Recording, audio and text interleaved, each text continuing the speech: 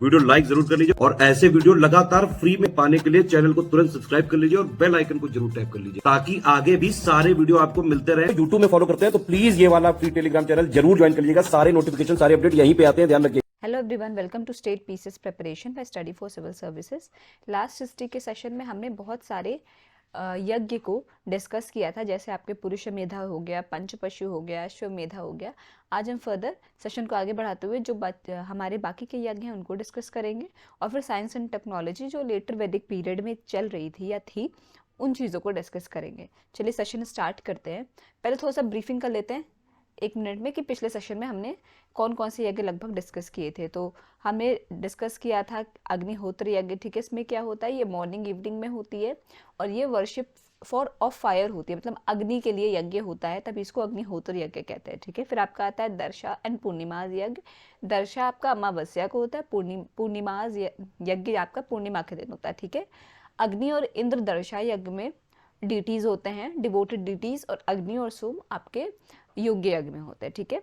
फिर आता है आपका सौत्रमणि यज्ञ। इस यज्ञ में एनिमल का सैक्रिफाइस होता है, ठीक है। ये एक इम्पॉर्टेंट यहाँ पे आया था कि कौन से यज्ञ में एनिमल एंड सुरा का सैक्रिफाइस होता है, तो आपका सौत्रमणि यज्ञ में होता है, ठीक है। फिर पुरुष मेधा यज्ञ क्या होता है, ये 5 दिन तक चलता है, ठीक है। इसमें क्या होता है, इससे पहले कौन कौन करता है, तो ब्राह्मण और क्षत्रिय। इसमें मेन भी सेक्रीफाइस होता है, ह्यूमन सेक्रीफाइस, ठीक है। फिर आपका पंचपशु। पंचपशु में 5 एनिमल्स सेक्रीफाइस किए जाते हैं, जिसमें से 1 ह्यूमन, ठीक है। फिर शीप, गोट, हॉर्स और बुल। फिर आपका आता है अश्वमेध यज्ञ। ये आपका जो है 2 से 3 दिन चलता है। 4 क्वींस और 400 उनके अटेंडेंस इस पे पार्ट लेते थे। एंड ऑफ द ईयर क्या होता था, इसमें कुछ हॉर्सेस और 600 बुल का सैक्रिफाइस किया जाता था, ठीक है। और 21 काऊ को दक्षिणा के रूप में प्रीस्ट को दान दिया जाता था। ये थे आपके कुछ यज्ञ। आज डिस्कस करेंगे राजसूय यज्ञ को, ठीक है। It was related to king coronation. Coronation क्या होता है, ताजपोशी, ठीक है। जब किसी भी राजा का राज्याभिषेक होता है, उसको राजा बनाया जाता है, उसको किंग कॉरोनेशन बोलते हैं, ठीक है। तो it was related to king coronation, ठीक है, राजसूय यज्ञ। In this yajna Varuna and Indra were anointed.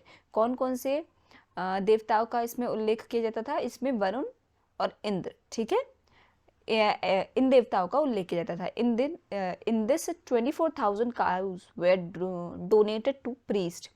इसमें क्या था, 24,000 गायों को डोनेट किया जाता था प्रीस्ट को, ठीक है। फिर आता है आपका लास्ट में Vajapeya yajna. The king use to perform this yajna to demonstrate his power, ठीक है।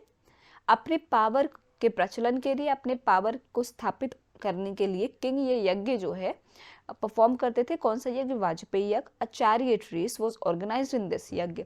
इसमें क्या होता था, इसमें रेस ऑर्गेनाइज की जाती थी, रथ की रेस, अ चैरियट रेस, ठीक है। इन the later Vedic period each of the Vedas has their own priest and they were also helpers of this priest, ठीक है। क्या होता है, इन लेटर वैदिक पीरियड में हर वेदा में सबके पास अपने अपने प्रीस्ट थे, ठीक है।